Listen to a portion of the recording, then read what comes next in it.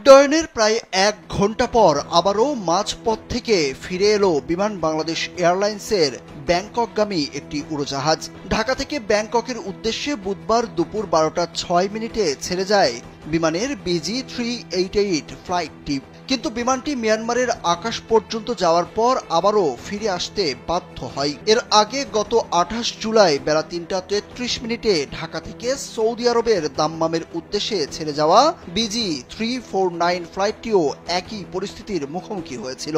Boeing 777 উড়োজাহাজে পরিচালিত সেই ফ্লাইট ১ ঘণ্টা আকাশে ওড়ার পর বিকেল ৪টা ৩৩ মিনিটে ঢাকায় ফিরে আসে। বিমান সূত্র বলছে, বুধবার ফিরে আসা বিমানটিতে যাত্রী ছিলেন ১৪৬ জন। ফ্লাইটটি পরিচালিত হচ্ছিল S2 AFL রেজিস্ট্রেশনের বোয়িং 737-800 উড়োজাহাজ দিয়ে, যার ধারণ ক্ষমতা ১৭০ জন।